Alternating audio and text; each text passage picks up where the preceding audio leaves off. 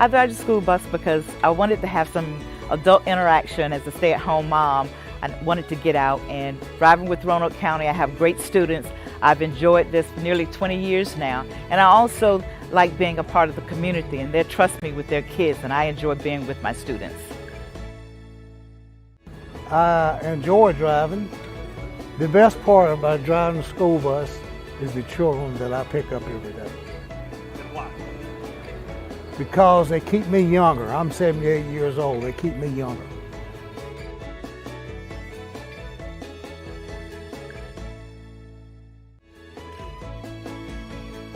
I retired from public service and I stayed at home and did all my honeydews and basically I got bored. I wanted something to do.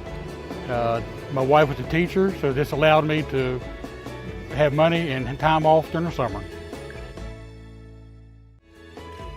We do this to have something to do. A lot of our drivers are retirees and they come out to do their community service and have a routine and have a reason to get up in the morning, and they get a little extra fun money to go on vacation and that kind of stuff. So it's a great job.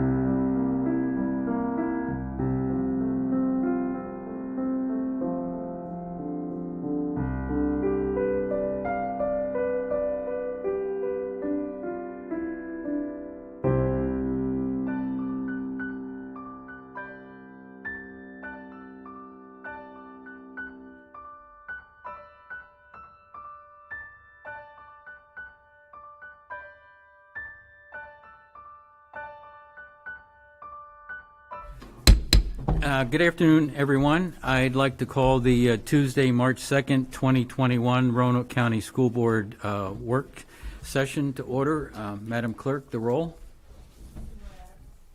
Yes, ma'am. Yes, ma'am. Here. All right. I'd like to, at the suggestion of one of the board members, after we get through information item 2.02, if it's okay, we might just take a recess for about 10 minutes before we get into the budget work session, if that works for everybody. All right, thank you. All right, the first item on the agenda is a request for funding for a feasibility study for a career and technical education center. I'll turn that over to Mr. Chris Lowe. Good evening, Mr. Chairman, members of the board. Thanks for this opportunity.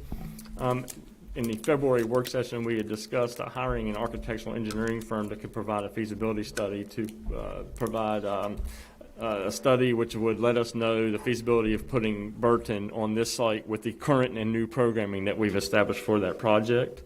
RRMM has given us a proposal to answer these most basic questions in this feasibility study, which would give us that information. The first being, can the site reasonably accommodate the CTE and central office functions, including parking, bus access, and CTE service yards? If not, what if the central offices are located on another site? Can the CTE programs alone be accommodated there? What is the construction phasing impact to any design options? Would central office operations need temporary quarters off-site, or can they work with swing space on-site? Since multi-story solutions are likely to be necessary, can such functions well and fall within any zoning restrictions? What about student safety? Can adequate separation be achieved between the public operations of the central offices and the operations of CTE? And also, where might additional testing, surveys, design options, or study be needed as part of a due diligence in considering the use of the property or preparing for a bond issue? Architectural evaluation will comprise of primary effort for phase one, but will include limited support from engineering consultants and electrical engineering consultants. These deliverables for phase one would include a written report of findings, initial design concepts, conceptual floor plans and site plans, anticipated range of construction cost, and presentations to the school board as needed. Based on this approach outlined above, we would propose a fixed fee of $31,480 for this feasibility study. Staff recommends the approval of this allocation from minor capital funds in order to provide the feasibility study needed to determine the approach outlined above.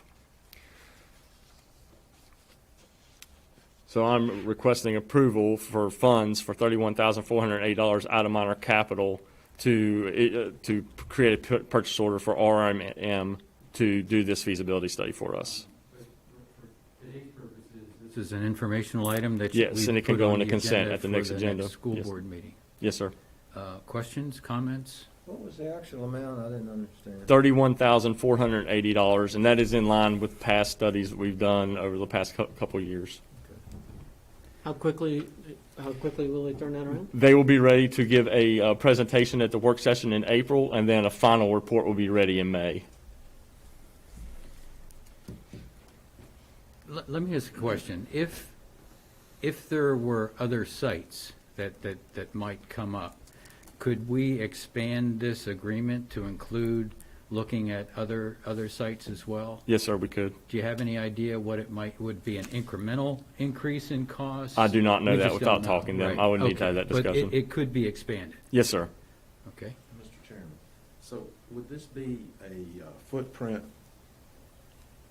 just for this site at this time and then expanded? Is that what you're saying, if that were to, or are we looking for the feasibility of it being with central offices? I guess I'm trying to... Yes. I'm sorry, when I use the word expanded, we heard a proposal or a pitch for another site.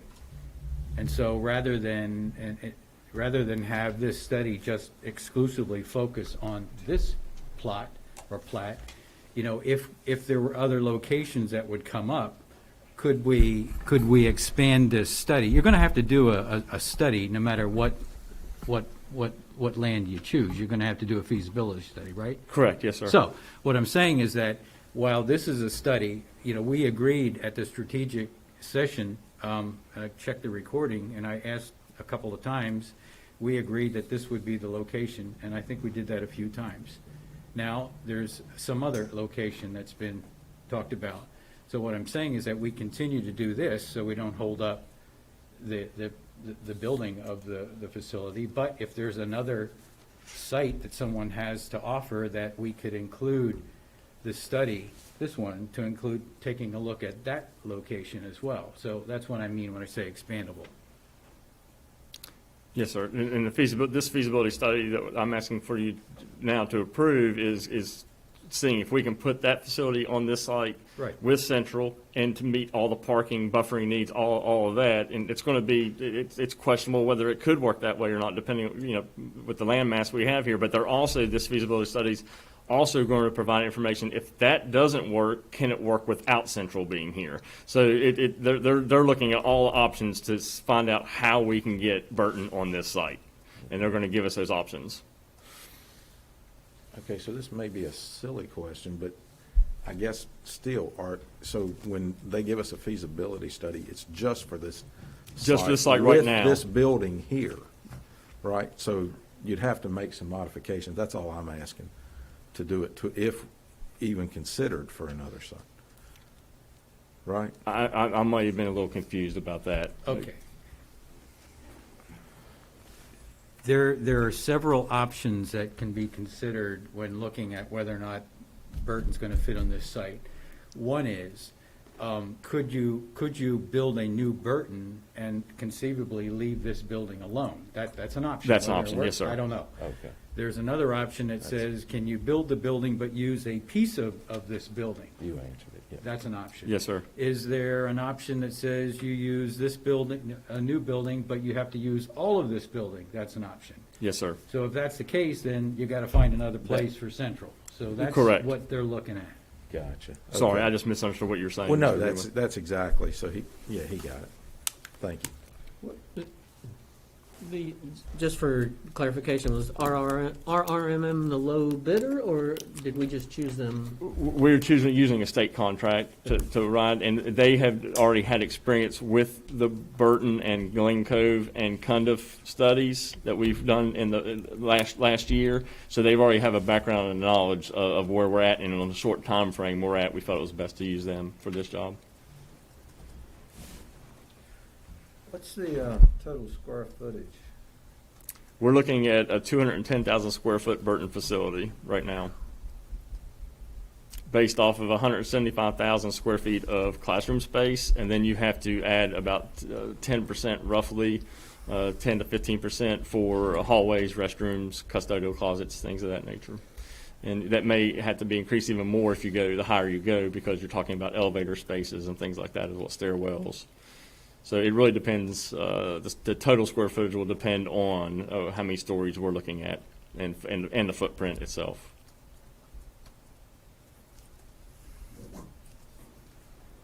Okay. Okay, thank you. All right. You're welcome. Okay. Next item, 2.02, the return to school plan. Dr. Nicely, Mr. Riley, and Mrs. Hogan. Yeah, Dr. Stegall actually All right. is going to sort of direct the effort here. I just want to first, by thanking these three folks for doing all the heavy lifting over the past week or so in gathering the information that's needed to look at ways we can expand. So we've tried to be real transparent with our families, with our staff, in terms of even when we started the third 9 weeks, we expanded and we said we weren't going to stop there. We're going to continue to look at new opportunities, and so a lot of factors are coming together in a way that makes me really feel good as a superintendent in terms of recommending this is the direction we're going to head. As with previous expansions of the plan of course was adopted by the board in July, but as with previous expansions, we're presenting this by way of information. Doesn't require any action unless the board, of course, has major objections to moving forward with it. So with that said, I'll turn it over to these fine folks, and again, thank them for their hard work on this. Okay, So these first couple slides, we're going to go through those fairly quickly. These are slides that we've already used. This is information we've done since we opened school. So, for example, we adopted this expandable plan you did in July 2020. And then these were the commitments, considerations, cautions, and constraints that we used to develop the plan. Here's a little bit of the background summary when we rolled that first plan out.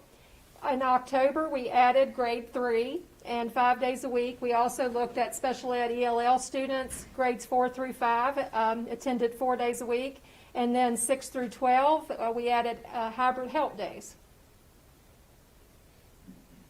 In January, we added 4th grade students. We also added more special groups, and we were through 5 through 12, and we added approximately 1,300 additional students in January.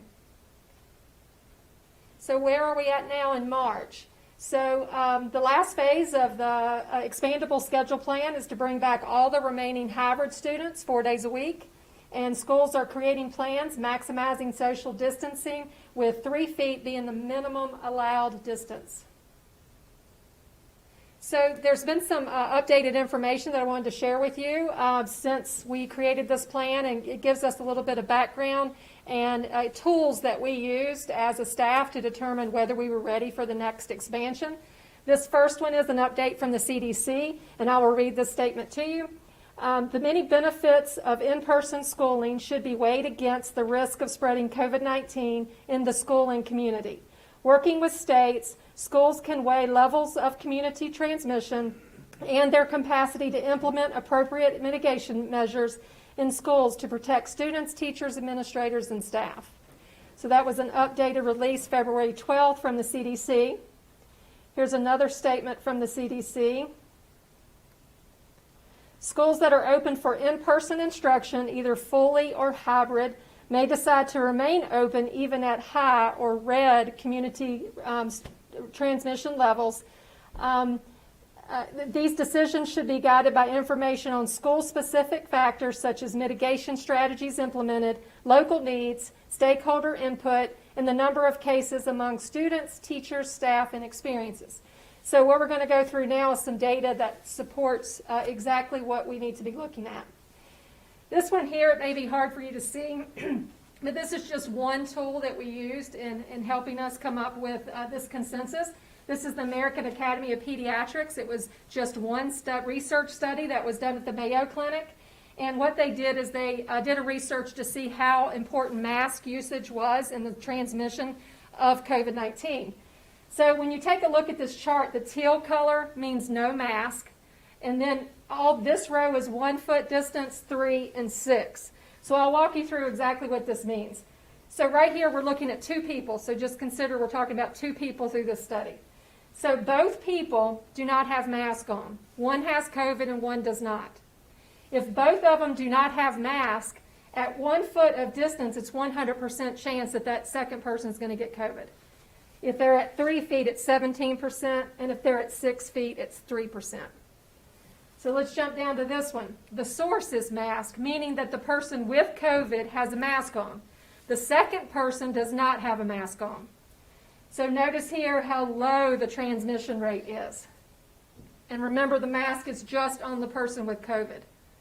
The other person does not have a mask. And so these numbers, what you see here, the 2 different blues here, they added in this study the difference between a disposable mask and a cloth mask. You can clearly see there's very little difference between those 2 types of masks. So that's not what's really significant in this study.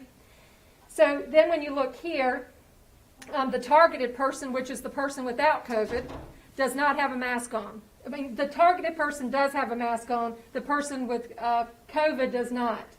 So you can see how high the numbers go. So it comes down to, if you look down here, both people are masked, regardless of the distance, and that's just this one study says that there's 0.5% chance of transmission. So, this is just one tool to use, but what this study was designed to share information about is how important mask use is. Now, understanding that the masks have to be worn appropriately, they have to be on at all times, and they have to be worn correctly over the nose and over the mouth and tight through the face. So you know, as long as we're doing those things, this study just basically says that you're less likely to transmit if both people have masks on. So these are numbers you've seen before, but I also added February. So just want to walk through these with you real quick. We're talking about positive cases in our school division. So when we look at the number of positive students, we were at 1% in October, November 1.2, January 1.3, and in February 0.9. So you can see those numbers are dropping. When we look at our staff numbers, in October we were at 2%, November 2%, January 2.3, and February 0.6. So the number of positive cases in our division is definitely decreasing. Let's take a look at exposures on the other side. In October with our students, we had 0.4, November 0.3, January 0.4, and February 0.2. And then take a look at our staff in October. We were at 0.7, 0.7, 0.7, and now we're at 0.04. So the transmission levels have significantly dropped. So these numbers clearly show that our number of positive cases and exposures are declining. So let's take a look at the vaccination updates. So we do a survey every single week, and these are our most updated numbers. These numbers are in here for you to review, but I'll just talk about the highlighted numbers. 91% of our staff who wanted the first dose of the vaccine has received it. If you look at 72% of those who wanted, 72% have received the first and second dose of the vaccine. 72% have received both. There are 263 people currently scheduled for the second dose. So if you add that number to that percentage, we are projected to be at 89% of our staff who chose to get the vaccine will be vaccinated. So where are some of the other numbers? Some people are delaying getting their vaccines because they had COVID in the process, so they have delayed getting that vaccine. So those are the current updated numbers for our vaccination survey.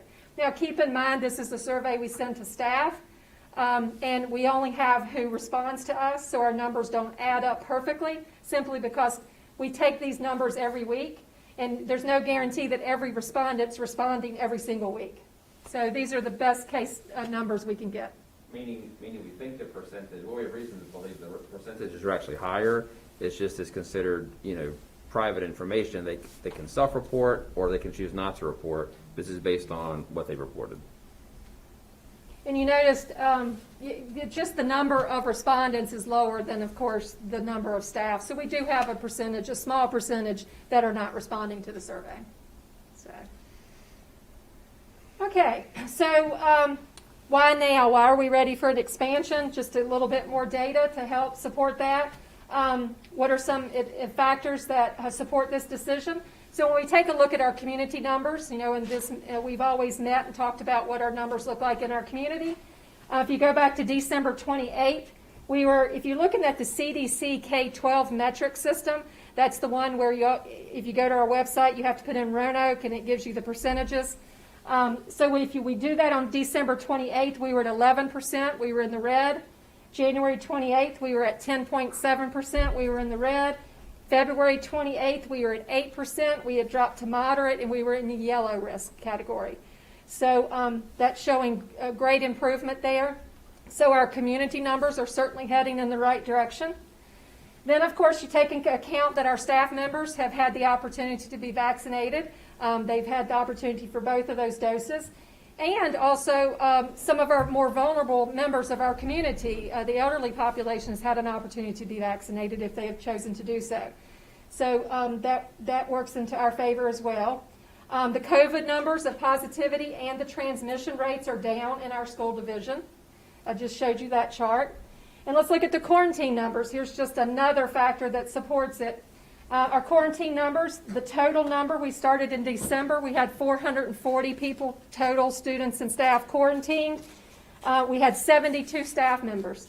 That we pretty much stayed around 70, 75 for a while. January 25th, we dropped down to 362 total. We had 65 staff members. February 25th, we were dropped to 150, and we have 22 staff members. Yesterday's report, we had 10 staff members. So we are definitely dropping when it comes to quarantines and exposures. Another big factor that this board has talked about a lot, and of course weighs on a lot of us, is the impact of the student's social and emotional well-being. So that's another factor we have to consider when determining that we need to get kids back into school. And then, of course, this one, you guys have talked about this one as well, is student equity efforts to promote fair access to education to all students. So in order to provide that equity, we've got to get them all back in the building.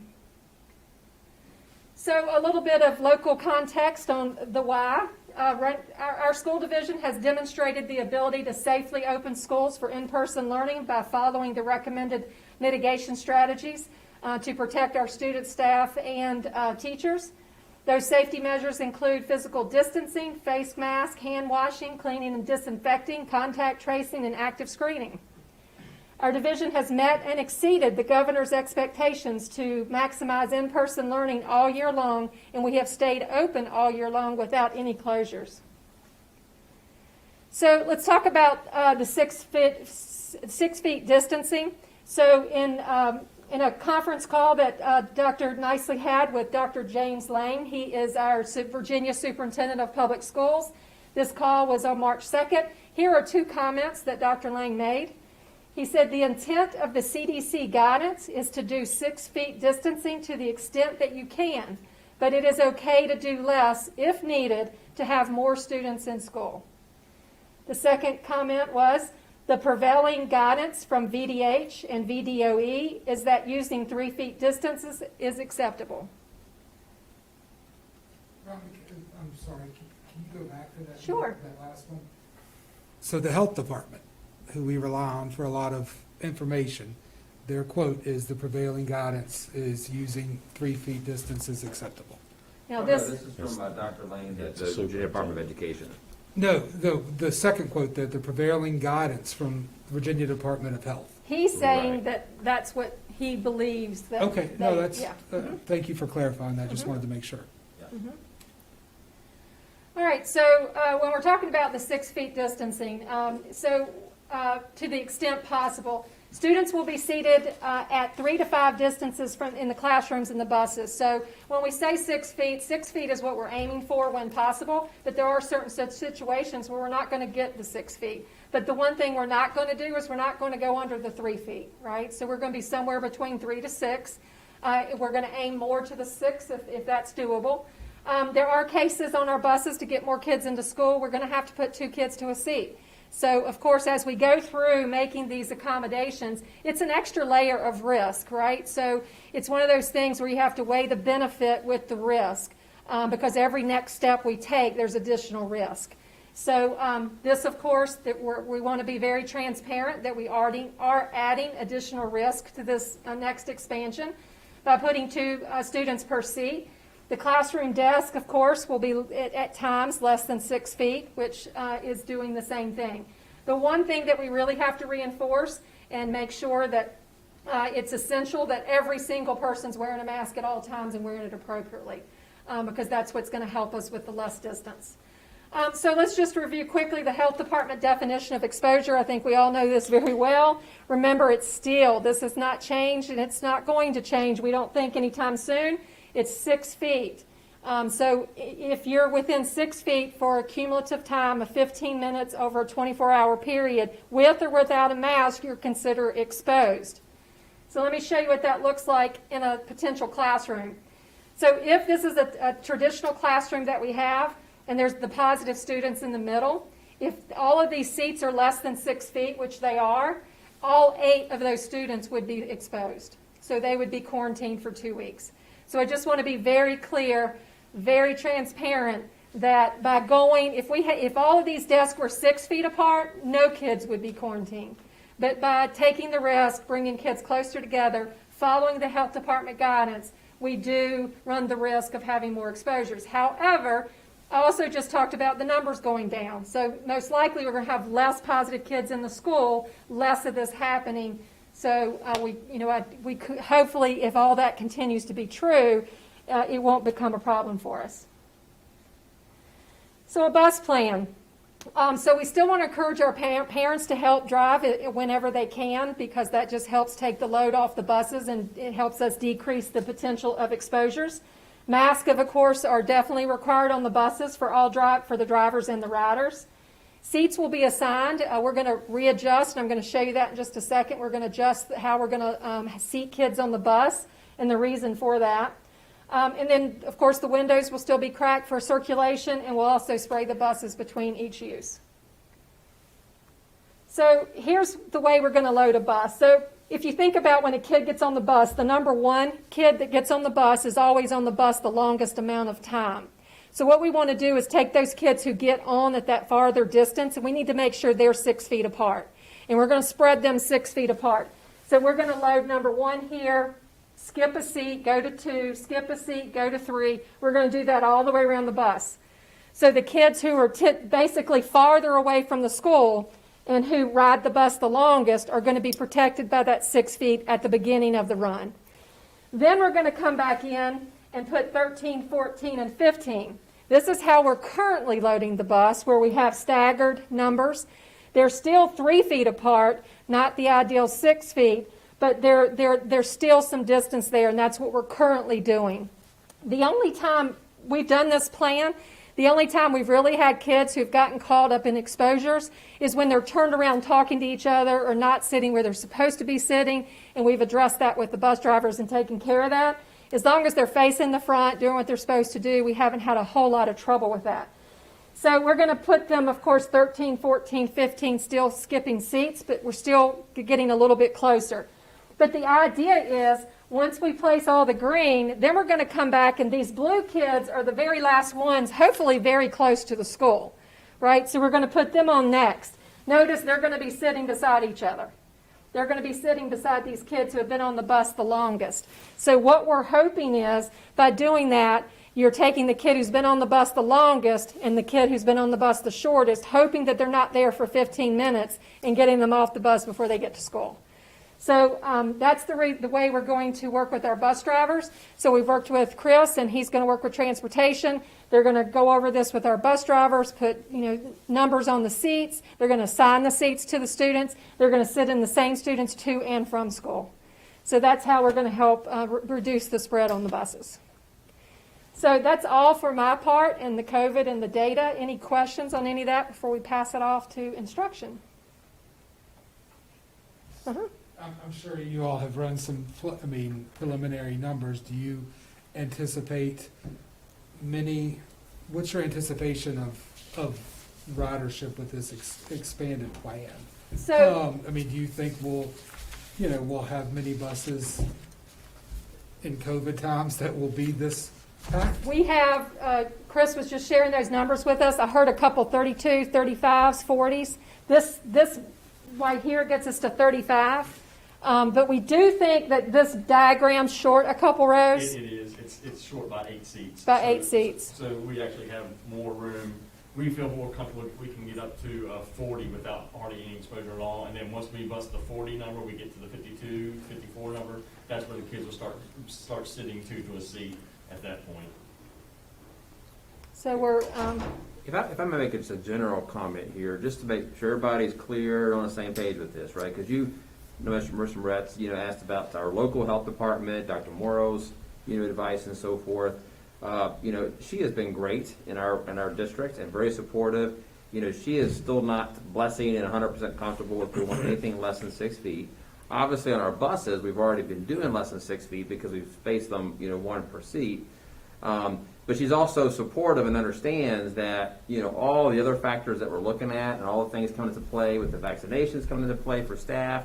She understands why, school divisions like ours are making these kind of decisions and looking at this a little more broadly, looking at all these things come together. So I just want to make sure everybody understands that, she locally is still not, blessing that. But we put all this information together, including the new information from CDC, that once you start to get into that moderate range, which is what we've been hoping for, and that's where we, currently are and then continue to head, that the language is very clear that you can do 6 feet is still what we want to do to the extent that we can, but it shouldn't be a barrier to having more students come in. And so, again, why now? Conditions are changing. I mean, with the vaccinations in place, not just for our staff, but also all the senior citizens, at that rate that's happening, protecting more families, and all the reasons that are listed here. That's the reason we think that looking at all this together holistically, we feel confident that the time is right to move forward with this. But I do want to be really clear in terms of what those recommendations are, because I know we've heard that throughout the year, and that's something that the board is very much mindful of. Well, I'm glad you brought that up, Dr. Nice. I was wondering maybe you could repeat that one more time, because, there's a lot of people out there, and looking to the CDC for guidance. And the most updated plan, as you mentioned, 6 feet where possible. But once you get into that moderate range, which we are, that does give us some leeway per the CDC, right? That we can go less than 6 feet. Right. And what the State Virginia Department of Health, as well as the Education Department, have said is, these guidelines that are there are very important, right? And one of the clear messages we want to communicate to the public: help us do this. Help us do this plan. Help us to expand by continuing in our community to continue to do our part, because we've got to keep these numbers, head in this direction. So we ask for people to not start, going crazy and kind of pretend everything's normal, because it's not. But schools, as we've heard over and over again, when you follow the measures and so forth, are safe places to be. We've had good success with this. We've got to keep this going. And the only reason we feel like that the conditions have changed is because of two factors. One, the Department of Health and the CDC clearly say, in the local context, what have you been successful with? What have you been able to do? That's a huge piece. We have been successful. Our schools have worked really hard to do this. Our families supporting that. Our students have been cooperative.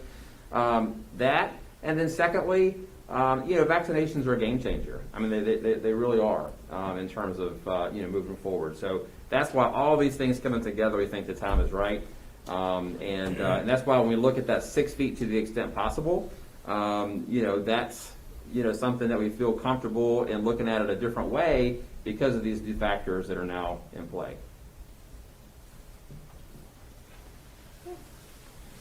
Thank you, Dr. Stegall.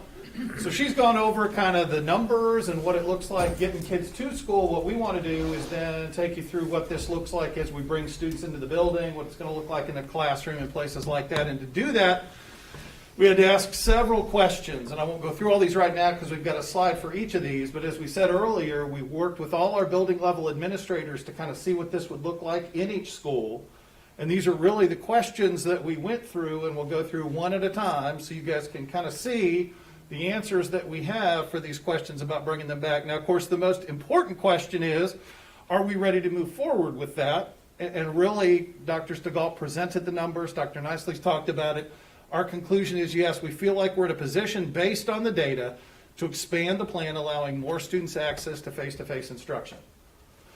So then, as we go through, the first question we asked is, do we have space to make sure if all the hybrid kids come back, can we keep them at least at 3 feet?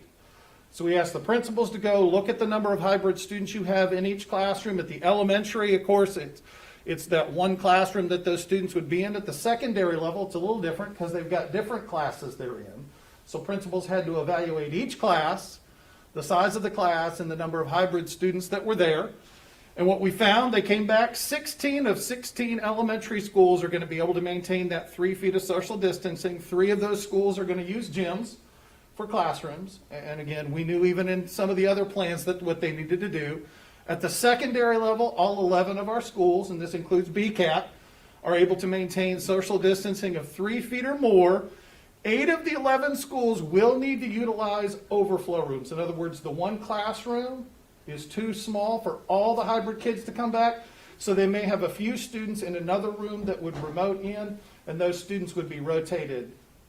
A few different ones would go out the next class time, but they're at least in the building, and their next class they may be able to get into. So again, the schools have figured out a way to make this work, so we feel comfortable that all our hybrid students will be able to be in the building at a minimum of 3 feet. And of course, that's a minimum. We've told principals, if you can go to 6 feet, go to 6 feet. There are going to be some classrooms, because numbers are low in those classes, they'll still be at 6 feet. There are going to be several classrooms, though, where they'll be under that 6 feet, but we've told them we can't go under 3, and of course, they're going to be wearing masks the entire time. So then the next question was, well, do we have staff to cover that, especially at the secondary level, where if we've got to have an overflow room, you've got to have an adult there. And we know at the elementary level, we've hired additional staff, we've split classes, things like that. So at this point in time, because of that hard work at the elementary level, they're not going to need additional staff to bring back the fifth graders. They've got the staff and the space. At the secondary level, because of those overflow rooms, they've identified teachers who they will probably assign duties to. You know, sometimes teachers have study halls and other duties. They're going to rearrange their duties to make sure that we've got coverage of those students who might be in an overflow room for certain classes. So no additional staff is going to be needed to be hired for that. We'll just be using staff in their planning periods at the secondary level. Well, not their planning. They'll get their planning. Everybody's got a designated duty period. In many cases, that duty period will be to help support another classroom teacher during that time. Now, of course, the next question we had to ask is, can we get them in there in the buses? Dr. Stegall did a fantastic job of talking through what we're going to do that. So we do feel like we're going to be able to transport all those hybrid students to and from school each day. Again, we still need parent support in transporting students when possible, but we feel like we have a plan that's going to maximize the safety of our students when we bring them back that way. Now, this is one we had to talk to our principals about specifically, and that's lunch. Because at lunchtime, the one thing you can't do, we haven't figured it out yet. If anybody figures it out, I think they're going to make amends, is how can you eat lunch and keep a mask on? I don't think we can do that. So what we've talked to principals about is we're going to maintain 6 feet of distancing, just like we have right now, when kids are physically eating. What that may mean in a classroom is if like Dr. Stegall and I are in the classroom and we're 3 feet apart, it may be that myself and Mr. Greenway get to take our masks down and we're going to eat lunch while she waits, and then when we're done, we may put our masks back on and she would get to eat to make sure we don't have folks within 3 feet that have their masks on.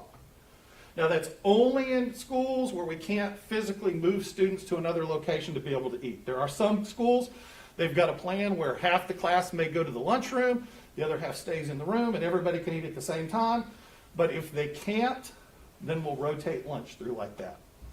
Are there any questions about any of that? I know I've covered a lot. We've got a few more questions to go over, and Ms. Hogan's going to go over those. But to this point, any questions you have for us? Yes, sir. Yes, so on the lunch issue, I thought we were still going to the classrooms. They are. Okay, so it's not. Correct. Not going to I got Correct. you. So okay. Within the classroom, but what some of the principals have said is, you know, at the elementary school, a lot of them are already using their cafeteria space for classrooms, because we did that months ago. The secondary level, a lot of the lunchrooms are available, so they've talked about maybe rotating some kids to just spread out in the lunchroom and eat. So you might have half the class go to the lunchroom and eat. The other half's back in the classroom at 6 feet now. They can all eat at the same time and then join back together for instruction. If they don't have that cafeteria space, then our directions will be you stagger the kids eating so that they're at least 6 feet apart when they're eating. Okay, thank you. Yes, sir. The example that you used, when one is eating and one's not, how much time is the school, is it 30 minutes? 30 minutes is the typical amount that you would give to eat.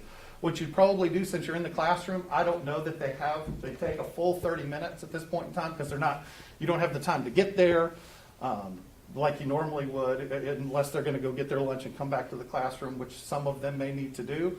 The thought would be you're probably going to have a truncated or a shorter amount of time that each individual student would have. Certainly give them enough time to eat. But then when they're done, we just ask them to put their mask back on. They can continue to talk or work or whatever they're doing, and that other student would then take their mask off and eat. Okay. So the teacher would have to make sure that this is going smoothly. You would. There's going to have to be some discretion on the part of the teacher.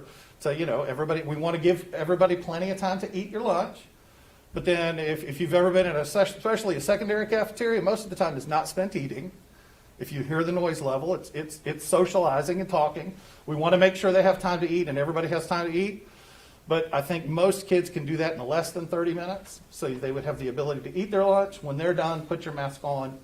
And then the student next to you would have the ability to do that while you're either continuing to work because you're in the classroom, or it could be the teacher is allowing everybody to just have a normal social lunch time during that half-hour period of time. All right, so All right. The question is, our 100% remote students, are they remaining with they're going to be remaining with their teachers. And the reason being is because we are now at the end of the fourth 9 weeks and our teachers have made strong connections with their students.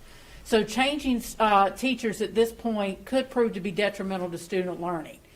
With that, we want our currently remote students to remain with the current teacher that they have because they've been with them the bulk of the school year.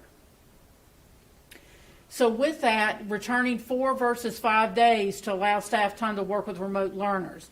Returning hybrid students will be 4 days per week, which is going to allow teachers time on Wednesday to work with their remote students, just as they've been doing, and add others who need additional help. So with that, the 5th through 12th would be returning 4 days a week. Maintaining the current daily schedule. Secondary staff will still need to be in the building early to supervise students in classrooms. The extra time at the end of the day, that allows them to have office hours to work and assist with remote and struggling hybrid students. And then, of course, it allows for that planning time at the elementary level. Allowing students to choose to remain on a hybrid or a 2-day per week schedule. The answer is no, and it's for a few reasons as we think about this. Students need to be in school as much as the schedule allows. Students need to reacclimate to daily in-person instruction. Teachers will now be planning for regular daily in-person activities with the expectation that all students are present. Schools are accountable for attendance. Giving students the option to remain hybrid could lead to too many students falling through the cracks, and learning experiences need to be far more than just getting the work done, and it is time to take another step towards getting back to normal. So with that, that's why we're choosing for them to come those 4 days a week. May I ask a question? Oh, yes, sir. There may be a percentage of students who are very happy with hybrid. We know that. But they may be uncomfortable with going back 4 days a week because we are decreasing for fear of COVID. Are we going to be able to accommodate those students to transfer to online? Oh, yes. Okay. If they are not We've actually comfortable. we've got some timelines for those types Good, of things. okay. To make sure that Absolutely. parents are If they aware. choose to do that. Yes, sir. Okay. Oops, go the right way. And so here are summary highlights. For March 11th and 12th, those will be virtual days for 5th grade for transition. This is the time that we've allotted, just like we've done with the 3rd grade move and the 4th grade move, to allow teachers time to move their classrooms and to prepare. March 15th, all 5th graders currently on hybrid schedule will begin their 4-day-a-week schedule. March 18th and 19th, that will be virtual days for middle and high school students so that their teachers can get classrooms ready and planning done. And then March 22nd, all middle school and high school students currently on a hybrid schedule will begin their 4-day-a-week schedule. Can I say one thing about that, if you don't mind? Yes, sir. So, one of the things these guys were looking at was, of course, the elementary schools have made these transitions before, twice new big transitions. So, one of the things we asked was, as we, sat down and kind of recapped all of this yesterday, was, does everybody need to wait for the March 22nd? And first of all, it was real clear, Mr. Riley talking with those middle school and high school principals, they really did need, until the 22nd, versus starting earlier than that. Whereas the elementary schools were, felt like they could be ready to go. And so, rather than just arbitrarily keeping them, till March 22nd, that's why we felt like it was okay to go ahead and accelerate them, up by 1 week, which would be a week from Monday. Students that are currently all online will continue with their current teachers. Students currently all online may change to in-person schedule on a space available basis by notifying the school by March 15th. Parents of students currently on hybrid schedule may change to all online for a remainder of current school year by notifying the school by March 15th. So that does give them the option that if they are not comfortable with returning at below 6 feet, that they can go online. The reason, can I interrupt, Ms. Hogan? So, the reason we put in there for the remainder of the current school year, based on everything that we're hearing from the state, including the General Assembly, the governor, the Department of Education, we have no reason to think that come school opening for next school year, which for us is August, that we will not be back to the expectation of full day in-person instruction for our students. We'll still have those online options, but this idea of having some kind of hybrid schedule for next school year just really does not seem to be in the cards. I think the state's made that real clear, so that's why we put it in there. They could revert back to an all online schedule if they're concerned about the distancing for the remainder of this school year. And then we had some additional needs and some actions that we've done. We had some schools that need some room dividers, so we've provided them to them. Individual student desks were ordered and have been delivered. There was an adjustment made to bus routes where needed. Of course, we're assigning bus seating to minimize potential exposures, and we're adjusting our lunch procedures to maintain 6 feet distancing between unmasked students. Any questions that you have for me? And that's the plan. I'm assuming that the days are still going to be an hour short, the same. Right, that was if you remember the schedule, are we going to maintain the current daily schedule? The reason for that is we want teachers to have the ability to timely interact with either hybrid kids or 100% remote kids. We don't want them to necessarily have to wait till Wednesday to access the teacher. Plus, at the elementary level, those teachers are still counting on that time. That's where they're getting their planning. At the end of the day, when they've got the folks who have the kids K through 4 that have... Where they're 5 days a week. They're 5 days a week. Their planning is actually at the end of the day during that time. Do we foresee going to 5 days a week this year, or just leaving it at 4 the rest of the year?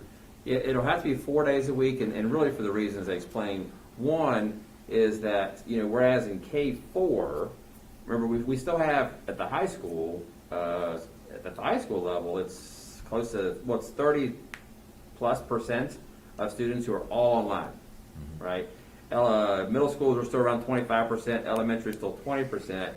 K4, we were able to make that 4th grade work because we were able to hire about 6 or 8 December graduates. Yes. Who had done student teaching with us, and so we're real lucky just to find people. And so, we surveyed the 4th grade teachers to say, what would you prefer? And really half the teachers then even felt like, it's halfway through the school year. I'd rather keep my online students. I'd rather not have the designated. The other half really felt like that's what they wanted. And so because that's what we had done in K3, and because we could do it, because we actually were able to hire a few more teachers, that's why we opted to have the designated teachers for the online students, which frees up, which means that the classroom teachers could do 5 days a week, right? Because they don't have also the online students. With the 512, we don't have that ability to hire additional teachers for the designated online students. Those online numbers are higher, especially in middle school and high school. And so our classroom teachers still have that responsibility, which means we've got to give them time to work with those kids. Okay, gotcha.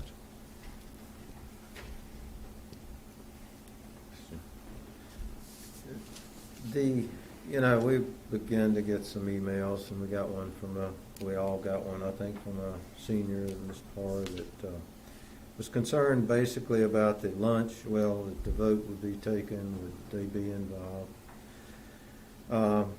And he's a senior, and about the lunch, and you talked about the lunch, and then some are, this doesn't, affect really. They're working now while they're doing virtual.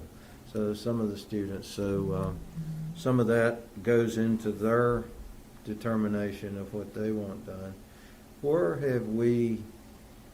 How is it that the teachers at the secondary level when you talk to them about that, how do they feel? In terms of? In terms of returning to this 4-day schedule. I think you see both sides of it. I think some are very excited to get the kids back, to be able to return to, for lack of a better term, more sense of normal, where truly the instructional plan starts to line up with what they've done in the past. And of course, one of the things we've shown consistently is kids who aren't with that classroom teacher tend to struggle academically. So the teachers see that. But like Dr. Stegall said, as you bring more students back in, you do increase some of that risk. On the buses, there could be a chance that the kids are going to be, if there's a positive student, you could have some more students that need to quarantine. So I think you see both. I think we've seen some teachers, and I think you can feel both ways as a teacher. You can be excited to get them back, but at the same time nervous about them being closer together. Now, certainly, again, we've allowed the staff to get vaccinated if they so chose. And again, the staff themselves will still have the ability to maintain the distancing they need to as they move around the room. And again, within the classrooms, we're hoping that in the secondary level, while some may be at 3 feet, others may be at 6 feet. So it's not going to be every classroom. But I would say as you talk to folks, you see both sides. If let's say that there's an influx of virtual folks, is there a percentage that we can handle, or is it unlimited to some degree? I think it's unlimited to some degree. Now, again, we would hope that you wouldn't see huge numbers. In fact, in talking, at least with, I can't speak for elementary, and talking to the secondary folks, what they've been getting more so than anything is calls for folks wanting to come back. Folks that are 100% remote, they're starting to see the numbers come down. Now that folks are getting vaccinated, they're starting to see requests, hey, we'd like to come back 4 to 9 weeks. We had the chance in January and chose not to. Now we're kind of ready to come back. I think there are going to be some that go the other direction. But given where we're at with our plan, that those kids aren't going to need a designated teacher, because when we went K through 4, you had to figure out how many kids are going to go 100% remote or are currently 100% remote and make sure that we have the teachers for them. Right now, the teachers have their class. They've been working with these kids all year. Whether they've been a hybrid kid who's there every other day, whether it's a 100% remote kid who's been WebExing from home every day, whether it's one of our vulnerable students that we just brought back 4 days a week in January, they've had these kids at this point in time all year. So if some of those kids aren't comfortable and go 100% remote, they're still going to be a part of that class. They'll still be with that teacher. That teacher's still going to be able to work with them. It's just going to be in a different setting. So I would say we could certainly handle any number that go at least that way. Now, certainly if we've had an influx of folks wanting to come back in because we're holding to 3 feet, in theory there could be some folks we would have to say we can't do it at this point in time just because we're not comfortable going less than 3 feet. So the folks that are virtual, you're saying that they would have to stay virtual in order to make the numbers work? Well, what we've said is they can make a request. We want both groups to let us know by the 15th. What that does at the secondary level is that gives our principals a week, because in theory you're going to have some kids that are hybrid right now that we've allotted for in our numbers that may decide to go 100% remote. That opens up some spaces. And in theory you're going to have some kids, and I already know we've got families that are requesting to come back that are going to want to come in. What they're going to do on the 15th when they get those numbers is they're going to look at the space. They've already done the investigating. They know how many kids they can fit in different given spaces. And if we've got folks that want to come back and we have room for them, we want to get them in. If unfortunately, and maybe there's one room they can't get in, we'll may have to be creative for that with those types of things. But during that week, they'll have to make those decisions. And again, if you've got an influx of folks wanting to come in and those rooms can't handle them, then there may be some cases where we'd have to say at this point in time, unless we change our mitigating strategies and we decide that guidance says we can do other things, we're going to have to say no at this point in time for those students. But keep in mind, we've also given those folks opportunities all year long to come back, and in fact, the ones who have not been doing well, we've been begging them to come back too. So, and the one thing you've got to remember too is, our certain vulnerable populations, at least at the secondary level, and I know in the 5th grade at the elementary level, we've invited them back, and we've got 1,300 of them who are currently coming 4 days a week already. So we've identified those students who had been failing, who had other issues that we wanted to make sure they could get in. So we've got a large group that's already there. We're just now going to have the rest of those hybrid kids come in every day. Will there be any change to your Wednesday schedule, on the secondary or primary? No, there won't be any change to the Wednesday schedule for elementary. No, it would still be utilized the same. And in talking with the secondary schools, of course, when we started the Wednesday schedule, everybody at the secondary level was coming 2 days a week. That we didn't have a 4-day-a-week option at that point in time. We wanted to start to create an opportunity for the kids who were struggling, who needed extra services, to get in the building on Wednesdays, and that was very successful. We had high numbers. Talking to the secondary principals now, because a lot of those kids who we identified for Wednesdays, we also identified to come in 4 days a week. Now that they're coming in 4 days a week, those kids don't necessarily need to be there every Wednesday. So those numbers, I was talking to one principal today, they said those numbers are cut in half right now. And I anticipate those numbers to continue to go down as we bring more students back, but we're still going to have Wednesdays available. If you have a hybrid student who needs that extra day, we want them to be able to come in and get that extra help. And certainly we want teachers to have time to continue to work with their 100% remote students who may need some extra help, and that gives them time without a schedule, without classes they have to be responsible for, to work with those 100% remote kids. One more. So this plan would allow people a choice to whether to come back or not. You're not saying, hey, you know, here's your choice. You could stay a virtual schedule, or you can come back to school. So that gives them a choice. Correct. Correct. What we do need them to do, I'm just trying to simplify the whole thing. Yes. It's a plan. It is. It's a plan. What we do need, though, because it's not fair to our teachers and our staff to have kids coming in and out, especially if we're really trying to maximize and get our kids the distance we want to create, we're asking them to make that decision by the 15th. So that way it gives, at the secondary level, that week to plan to figure out how many kids we can get in. Once you make that decision on the 15th, we just ask you, that's, as it says on the slide, that's where they're going to stay till the end of the year. And then, of course, next year we fully anticipate being back to 5 Just to days. clarify, make sure I have it right, and I think I do, is that we may not be able to accommodate some folks who are now currently 100% online, who now want to come back 4 days a week, depending on whether or not we have the room. That's correct. Okay. And that's if you look right here, that's what we put there, and we even underlined it. Right. In other words, the only way you can plan and have principals make determinations whether it works or not is based on the numbers you currently have, the students here. If we have room for folks that want to come back, we want to make sure they can. Right. And we currently also anticipate that there are going to be some kids who are hybrid who may decide to go 100% remote, which also increases our ability to bring them in. But we certainly know that if every student in the division that's 100% remote, that 30% of high school students, if they all emailed us and said we want to come back, we know we can't do that at 3 feet. Okay.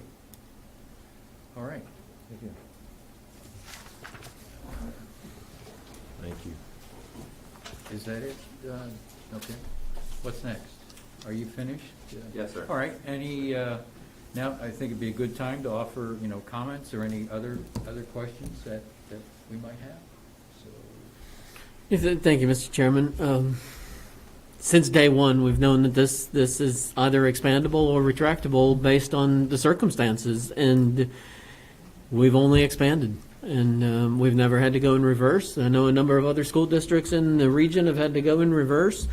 We've expanded. We went from K through 2 to K through 3 to K through 4, and I think it's from the efforts of not only our teachers, the students, the staff here, and to see this presentation by Dr. Stegall and everyone tonight is just boosts my confidence that they've done their homework and know what they're doing as far as being able to get more kids back in the classroom. So I'm confident Dr. Nicely has given this thorough consideration and weighed all the pros and cons.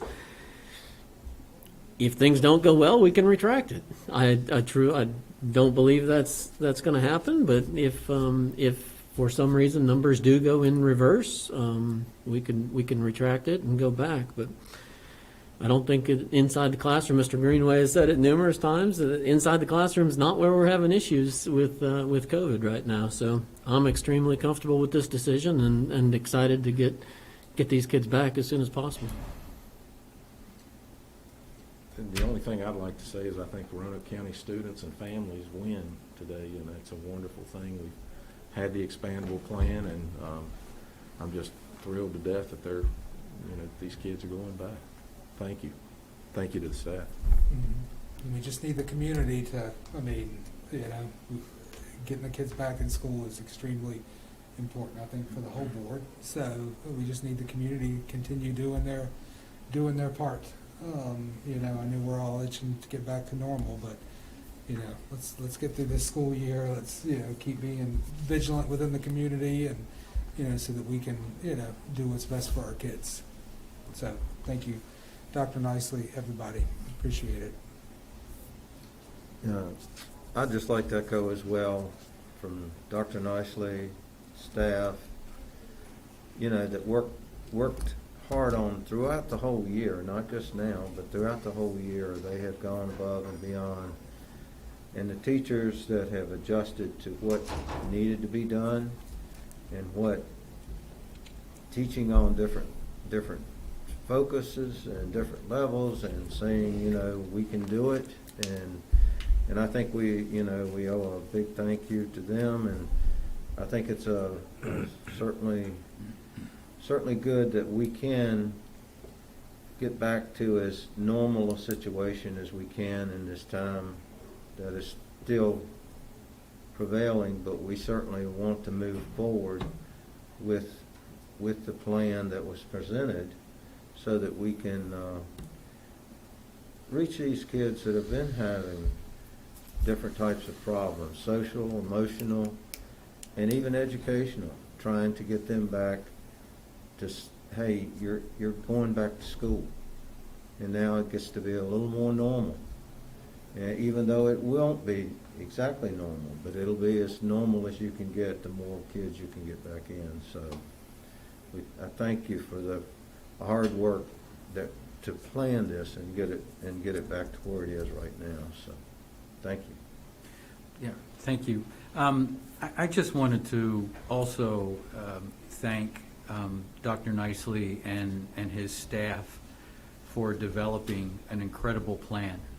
When you look at the level of detail, I mean, even down to thinking about rotating kids on a bus who first get on, and I mean, it's just an incredible amount, I think, of planning that has gone into this. But I wanted to say a couple of things. Is that if there was one issue that every member of this board has been laser focused on and had many discussions about, it's this whole issue about getting kids back into the classroom. And so I just hope that everyone who might be watching or listening understands that we have not taken this decision lightly. We've been very anxious about it. We think about it all the time. One of the things I want to assure everybody is that we do read and listen to all the feedback that we get. We get lots of feedback from teachers, from parents, from students, and many of them have positions that are vastly different. And so we have to weigh all of that when making the decisions, but we do listen to it. And I guess if I wanted to say that the plan has some risk, but it's calculated risk, and I just want to emphasize that it is calculated, is that we understand that it may not be ideal with respect to following local health department guidelines, but we feel that we've done enough planning, and given the signals that we're seeing, that it's time to move on. And I really think the driver here is the student equity issue, the mental health issue that students have, and just giving these kids some connection to the community again. So that has been a driving force for me. But the last thing that I just wanted to say is really a heartfelt thank you to our teachers, because you can have the best plan in the world, but at the end of the day, it's the classroom teacher who's executing everything that you've seen here today. It's them, and they have been incredibly patient. Even those who've been most vocal against expanding the plan, at the end of the day, they walk in the building every day and they do the job.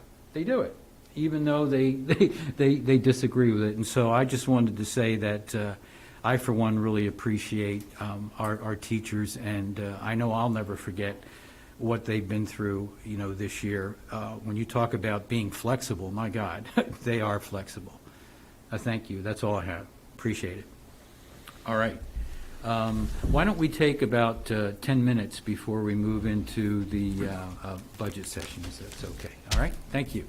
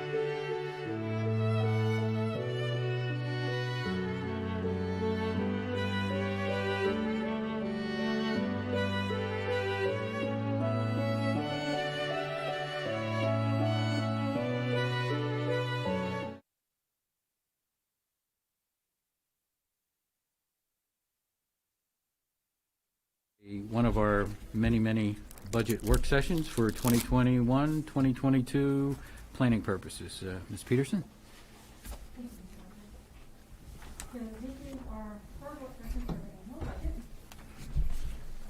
It's going to be kind of light today. We're going to go over the crossover budget, take a look at the funded compensation and what it's going to cost us. Take a quick look at the minimum wage requirements, review the revenue summary as it stands, and then take a quick glance back at the departmental requests that we reviewed last time. There are a few changes in there, but not very many. And I just wanted to bring them back to your focus again. So we're not going to be too long today. So for the state revenue update, with the crossover budget, as you recall back in January, we provided to you the governor's budget. So now I have for you, we had the crossover and we received the template on Friday that we were able to calculate and tease out what our revenues would be under the House budget and the Senate budget. And it's always a very unique thing working through this, because as I was working through coming up what our revenues were from here and emailing the VDOE back and forth, the General Assembly finalized the budget on Saturday, and the VDOE is starting to come up with what the final revenues are. And so they will actually be producing the final calc tool within 10 days, and they said hopefully by the 15th. So within the next 2 weeks, we'll have the final numbers. But here's how we stand. From the governor's budget, the House provided $1.8 million more in revenue overall across all of the funds. The Senate was about $353,000 less than the House. And typically it's a little more time between crossover and final budget, and so as we start to balance, we end up using the Senate, but we're not really going to balance at this point. We're just going to present some information to you, all right? But if we were going to balance, we would be using this column right here. So I'm showing the increase or decrease over prior year's budget in this column based off of the Senate. As you're looking across, for the Senate, their SOQ from their sales tax changed about $500,000 from the governor's budget. The sales tax remained the same. The incentive went up some. Most of that I'll talk about in the next slide. That's related mostly to compensation. The lottery stayed the same, that little $2,000. And the other, no, that was categorical. And then lottery went down by about $96,000, and others stayed the same with no change. Moving on to the other funds, our Instructional Resources Fund came down just a little bit.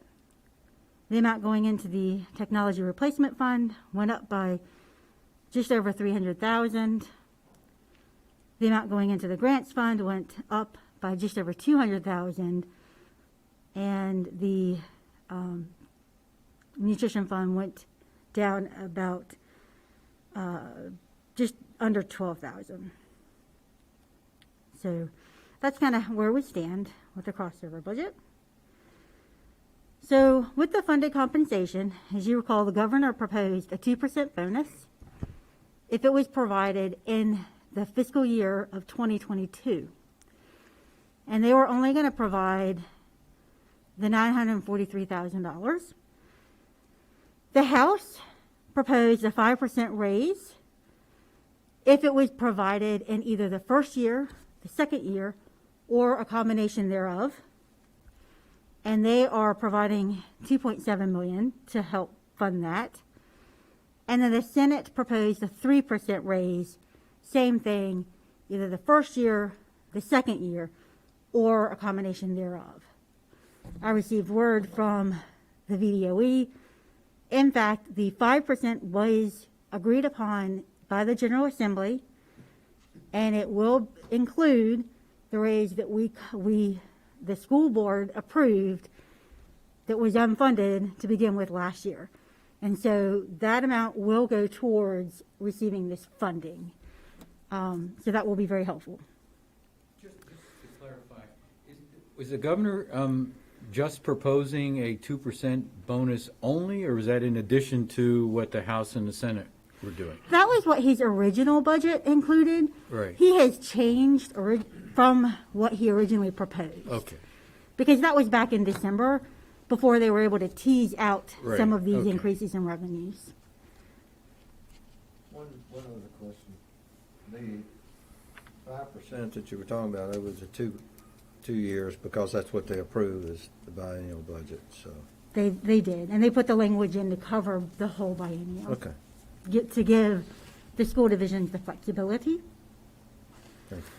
And I apologize if I'm yelling, because I feel like you can hardly hear me through the mask, and so I'm trying to make sure I'm speaking more clear.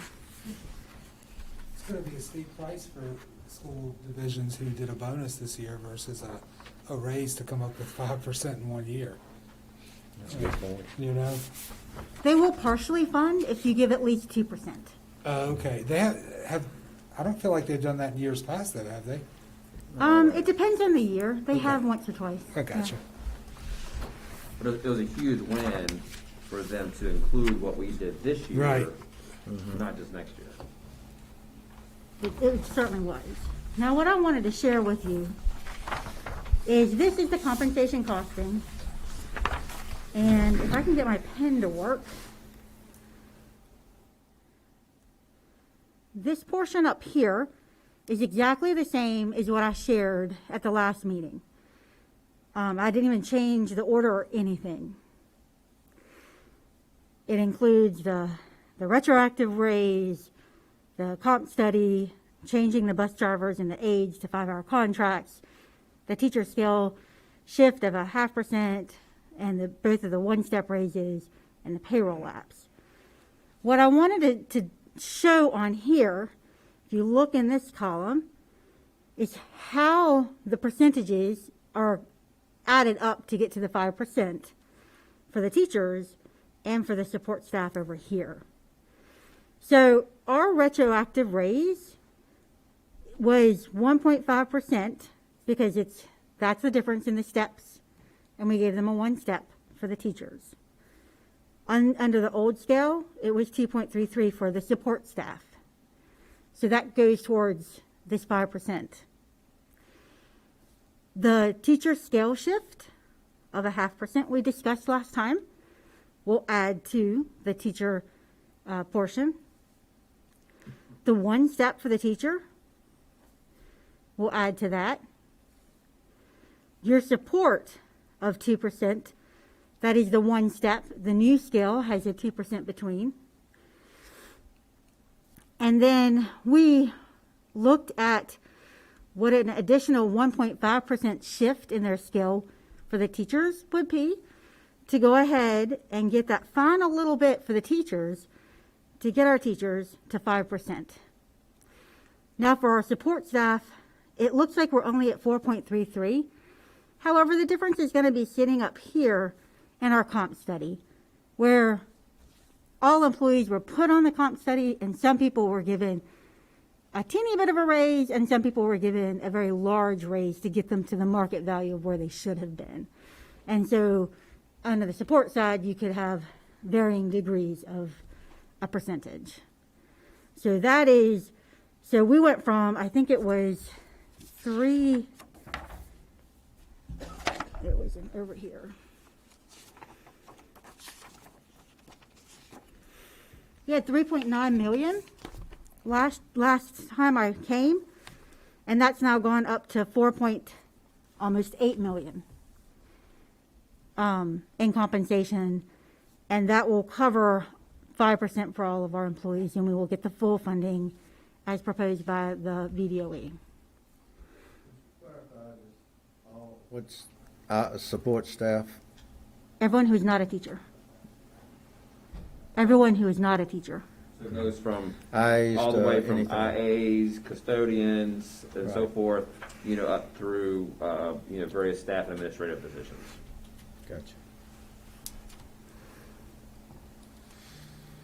Susan, is the minimum wage going to the $15 an hour, is that a state mandate, or is that assuming that that's going to be a part of the federal mandate? Or where? Well, on the next slide, that's actually part of the state code. Okay. And so what we have to worry about for next year is just the $11. The $15 for us won't be until January 2026. But that's state, so that's going to That is happen. state, yes. Okay. And what the state says is our minimum has to be greater of these or the federal minimum wage. Greater of these or the federal minimum wage. So if the federal government comes down and says, as of January 1, 2022, $15 is your minimum wage, You'd have to go to that. we're going to have to go to 15.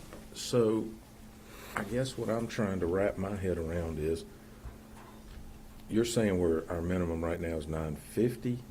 To be compliant would be $9.55? Is that what We are already compliant. Our lowest step is $9.55. Okay, that's what yeah. And that's for the current year. And then next year, we will move everybody to the correct grade.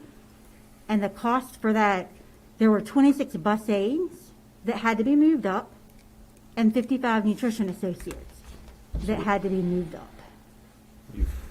I got you, thank you, that's very good. So that costed out at 46 and some change. Correct. The first part is update skill, okay, thank you. Mm-hmm. So it's not a huge, it's a jump, but it's not a huge. It'll be more impactful to the nutrition fund than gotcha. to the general fund. But on the flip side, hopefully it will help the nutrition fund attract more associates. Mm-hmm. Good. All right. Any other questions on the compensation? Am I understanding that correctly? We need to come up with an additional 4.8 million, but the House is going to come up with 2.7 of that? Is that, so we're looking to find about 2.1 million additional funding? Is that the way that is working? So that's a tricky question, because my answer would be yes. However, I don't know what the calculator tool is going to end up being, because they're going to give us the House portion of that, but I don't know how they're going to adjust the other revenues that's in the calculator tool, right? So they have certain revenues that they've put into the funding formula, and then through the legislature, they increase and decrease other revenues. And so I don't know where the other decreases are going to come down. And so we may have other revenues that may go down. Does that make sense? To you, I'm sure it does. So if we go back to here. Good answer. The cynical person might call that a state shell game, but I'm probably out of turn in saying that. I think sometimes that happens. Okay. So they give us the money in here, right? But then they may come around and reduce money from down here. So they kind of increase and decrease different programs, if you will. It is kind of a shell game.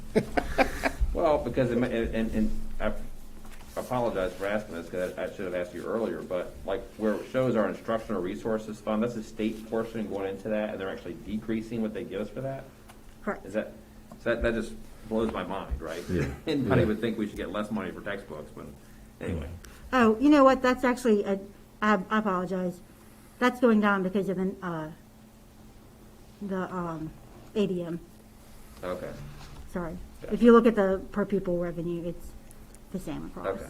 So I apologize. All right. I still think it's a shell game, but I take back that comment.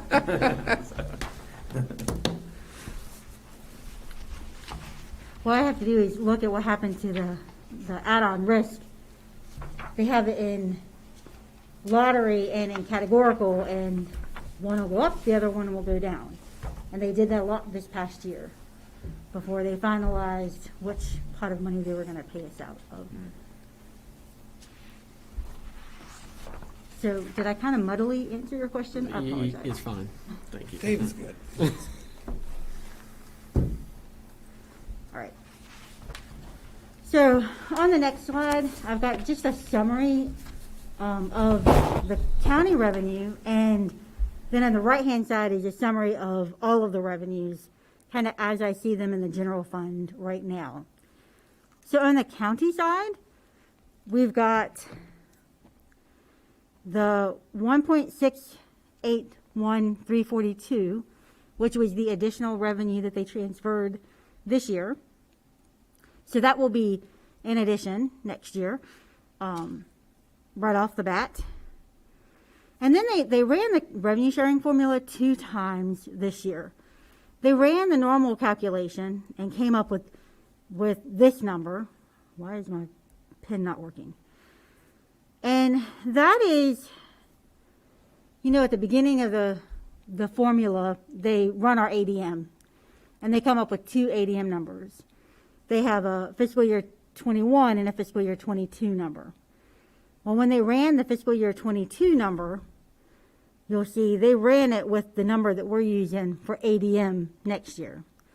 So they ran it normal as if we're having the big loss that we're planning our state revenues to be on. Well, then they turned around and they ran the revenue sharing formula again, but you see now my pen doesn't want to work at all. Down here, instead of the 13,087, they used our budgeted number again. So that gave us a little under $500,000 more money. That was their way to hold us harmless. So they didn't necessarily keep our percentage the same for next year. It reduced, but they gave us a little bit back. That was their way to kind of, I guess, give us a little bit of something to hold us a little bit harmless. I did add, I didn't have it in your spreadsheet, but I did add over here, this is the percentage of the shared revenue that we received in 2021, 41.8131%. This is the percentage it came out of using the normal calculation, 41.3284%. And then by holding us harmless by using our budgeted for the projected number, it brought it up to 41.5954%. And so we're not staying whole with our revenue percentage, but they're not dipping us quite as low as we could have been. That it would hold us harmless with $500,000? Yes, with the 461,030. This is the amount.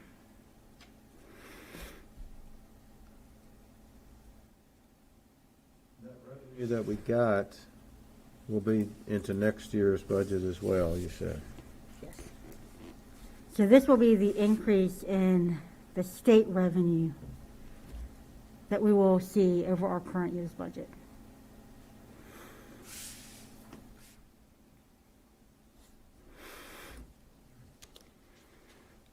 So just looking, a quick review of our estimated revenues, the changes.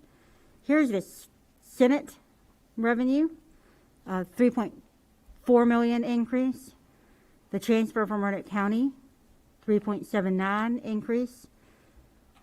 The one-time transfer from the health insurance fund, take out the 2 million transfer. Medicaid cost reporting, we've been running, receiving more money than what we have budgeted. And so I've asked staff to kind of push the envelope and why are we not budgeting more than what we're seeing, because we have an opportunity lost here. And they are comfortable to add $120,000 back to the budget. Interest, I am reducing that by about $90,000. We have $95,000 budgeted in the general fund, and for the whole year, we've got maybe just under $5,000 that we've collected. that has been allocated to us. So sitting in the revenue team meetings at the county, Mr. Hutchins, the county treasurer, does not see that rebounding next year at all. And so I was concerned to leave that in our budget if we don't see that coming back. So I did take that conservative approach. The 8,000, we are just moving the adult ed revenue and expense over to the grant fund. So that's really kind of a net zero.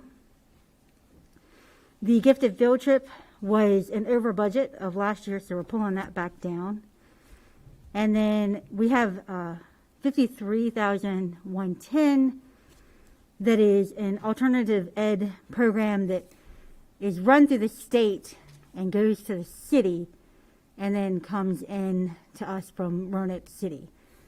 And we typically get it during the year, and it's something that we don't budget, but we're actually using it to help fund some of the A-step salaries.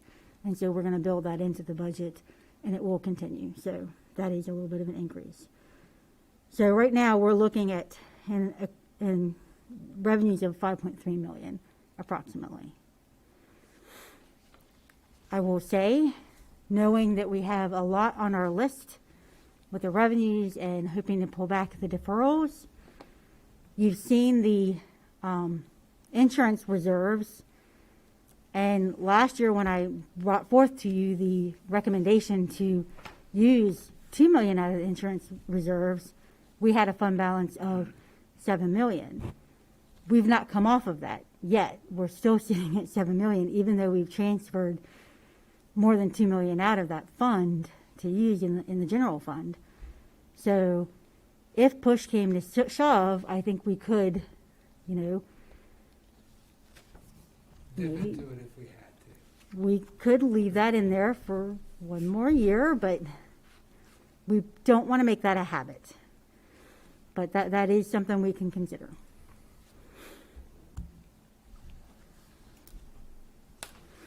Historically speaking, could you go back to that one more time? The revenue sharing from the county, historically speaking, would the 41.3284, if they don't hold us harmless, is that an all-time low? Is that kind of in the middle? Do you know what it was, 2020, 2019, 2018?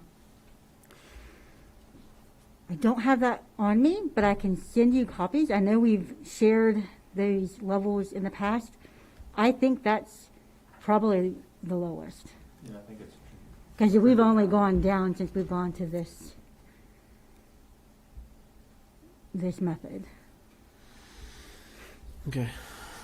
But I'll make a note to update and send it. I know you've provided that in the past, and I can probably go back and find it somewhere.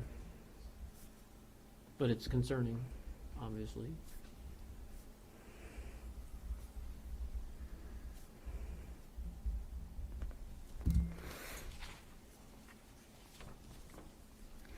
Okay, so just to review the department budgets, I'm not going to go over these in detail because we kind of talked about them at length at the last work session, but I do want to highlight we adjusted the technology replacement fund transfer down from $1.2 million to $400,000. I think what you're going to see there is evident in the fact that we did pull out the laptop fee, and we are still a little short in that fund, and so we do still need to get about $400,000 transfer over there to cover all of our leases and everything. The fleet replacement fund, with the additional transfers from the current year, we were able to pull that down by about $500,000. So the fixed expenditures, I had a typo, and it wasn't, that column didn't total 782, it totaled 504. So I just wanted that correction in there. One question, the deferral for the technology replacement, was that, you said the laptops, but is that where we were charging and then now we don't? Correct. So that was about $600,000. The deferral, I apologize.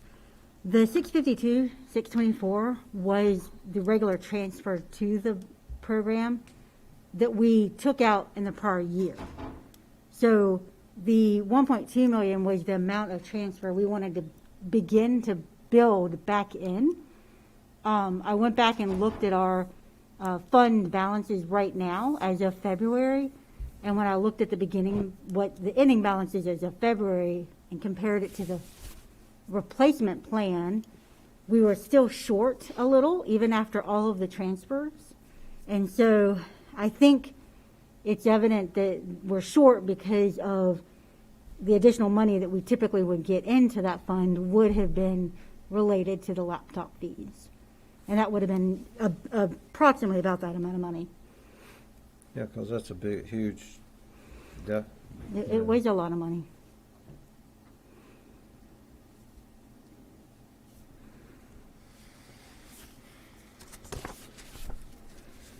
So on the page 13, the decrease in non-resident tuition, we did talk about this a little bit last time. And I think we've shared some emails about the per pupil spending back and forth. I met with Dr. Nicely, and there is a recommendation. We did make a correction that there was an error on here. It's not 2863. It currently is 2100. And in looking at the revenues right now, we are currently collecting about 200,000 in revenues, and there's about 100,000 budgeted. And so we feel comfortable that if we wanted to go ahead and make that change to bring the tuition down to attract additional students, that we could do that without impact to the revenues. So we think that could be absorbed. Did you want to? Yeah, so just as a reminder, was it 2,800 for several years? As I think some board members commented last time, that was when we didn't really necessarily need to attract additional ADM. We did, as Susan was pointing out, reduce that to 2,100, which, I think that for a lot of families, that's not a big difference between 28 and 21. But, if we can get that down to, to $1,000, I think that starts to become more attractive to people as far as bringing more folks in potentially. So, and to be able to do that without necessarily affecting the budget, it would be a great place to start. So that's why we're bringing that back to you. That's something to think about. I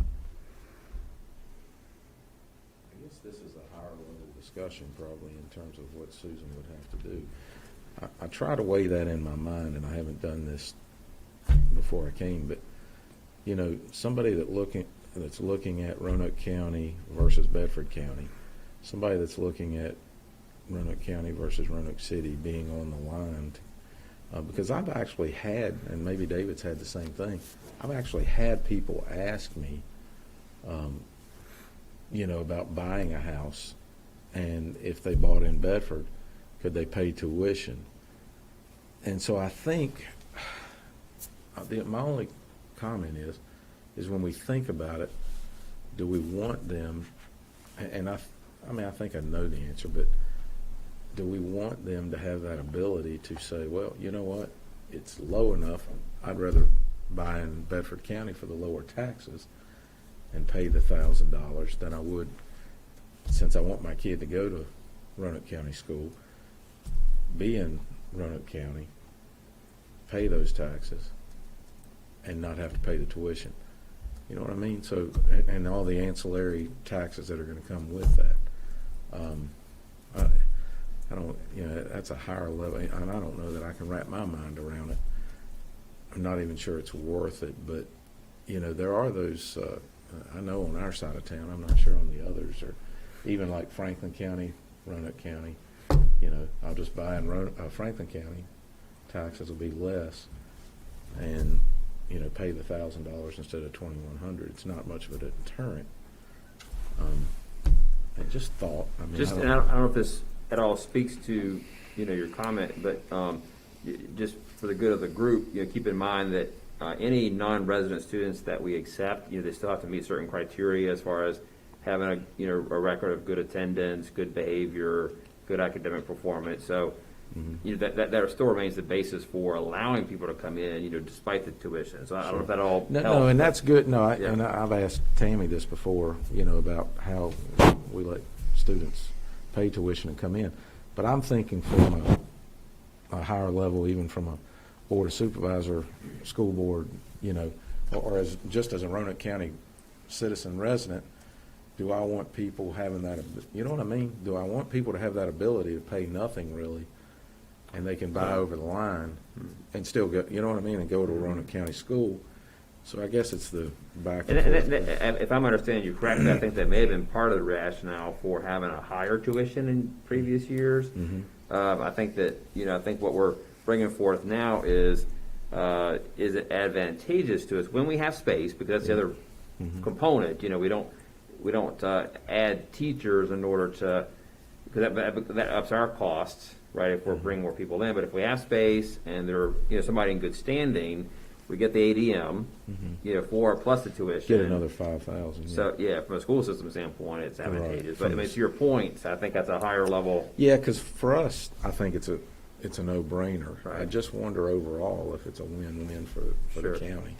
But just I think you mentioned that we had one maybe 2 years ago, the Franklin County, that called and told me they're not going to buy unless it was Roanoke County school, you know, schools, and so that's a big consideration. I mean, you know, do we want them to spend their dollars here? You know, and I'm not suggesting I know which is best. I know we want them to buy in Roanoke County, but I just throw that out there for thought. I don't, you know, it makes sense that if, you know, and I've had them tell me when they would buy in Bedford County, well, look, the money I'm saving on taxes will pay for the tuition. That's an easy deal, and I don't have to pay the higher taxes. Well, isn't that skirting the whole idea of The cost maybe, to educate? maybe if we got more money from, you know, for funding for our schools, we wouldn't even be having this conversation about trying to I get tuition that. But that can be at a state level too. See, that's the.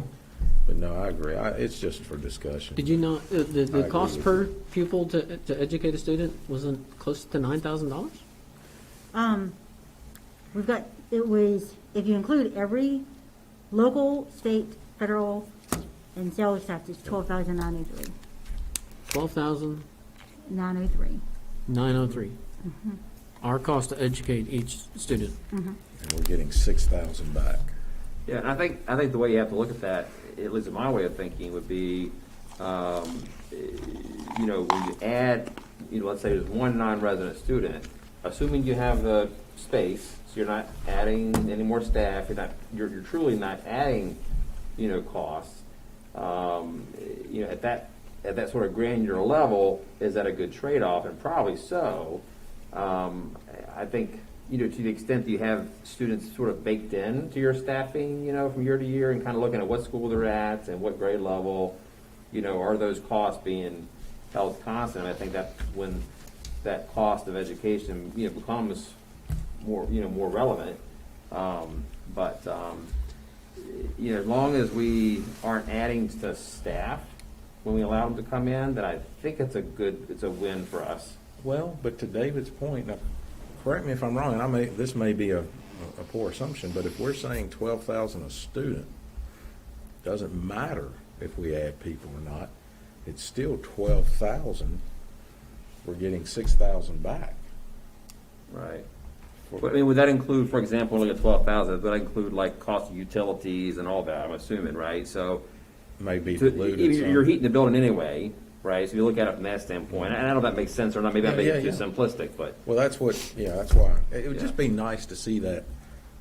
You know, I don't know how you do it, but I think it'd be nice to see that. Again, it's just, you know, in the business I'm in, you kind of think, well, I'll sell my house anywhere, but I'd rather it be in Roanoke County. Mm-hmm. So, Okay. No changes on the next slide. We'll skip on past 14 and 15 stay the same.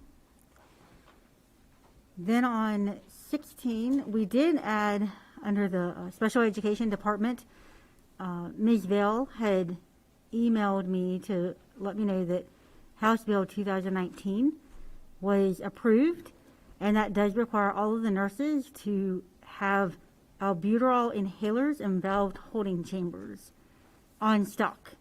And so that's just another nurse supply that I suspect is going to have an expiration date. So kind of like with our EpiPens, if she can't get a hold of a stock that is free from I think she was getting the EpiPens from Corellium for free, and if she can't find a similar source for the albuterols, then we'll have to. So the state's not paying for that? We don't have anything at this point. They're not gonna pay for it. Go figure. Same thing with that lunch bill. So that was the only addition to that one. And then your almost favorite slide, the remaining timeline. And your favorite slide is the last one. And so, really March is our last month here. I do have the April showing, but we have to hand our budget over to the Board of Supervisors on April 1st, as you know. And so hopefully my guess is that we'll get the final calc tool by the 15th. I'm hoping we'll get it maybe by the end of the week or beginning of next week, because sometimes they'll say 10 days and they get it to us pretty quickly. Sometimes they wait until 3 p.m. on the Friday before the weekend to give it to you. So we'll see how quickly they can get it to us. But then we have a lot to do in that amount of time. I'm not really sure. I guess as soon as I get the calc tool, I can. I'm hesitant to schedule anything at this point for our next work session, just because I don't know if I'll have it before the 11th. And if I do, then we can certainly have another work session during that meeting on the 11th. If I don't, we may want to schedule an extra work session before the 25th. But I don't know that yet. We're always beholden to what the VDOE provides us. Mr. Chairman. I just wanted to ask, do you have, so a lot of times you provide us a summary, and so if I'm understanding correctly, the additional revenue you've got here is 5.7 or whatever it was, 5 point whatever it is. And you usually, I think you usually have us an ask, what would, how that goes, and with the budget. Do you have that? You could email us or something? Yeah, I can. It's basically all of these slides together. Okay. But yes, I can put that in one. But I think to your point, like, we're not at a point yet where we'd be able to narrow Put it that together. down until we think in the Okay. ballpark yet. So I just want to say to the board, one thing, and I was really passionate about this last year, and I really think it's something I hope we can, and again, I until we see the numbers kind of come together a little bit, I'd love to see if we can get those bus drivers benefits some way, somehow, to match them up with some other localities and to be able, I still say they're the second most important employee in this scheme of educating our kids, and sometimes they have 50 to 60 kids. I know they don't right now, but they can have 50 to 60 kids on a bus, and they have to get them there safely, and they have to get them home safely, and we don't want to just be taking, what the other divisions maybe that have that. I think we can get a few, and no disrespect to our older group, but we need some younger folks, that can help out, that maybe retired earlier or what have you. So I hope we can look at that this year. Thank you. Anything else? All right. Thank you, everyone. Meeting adjourned.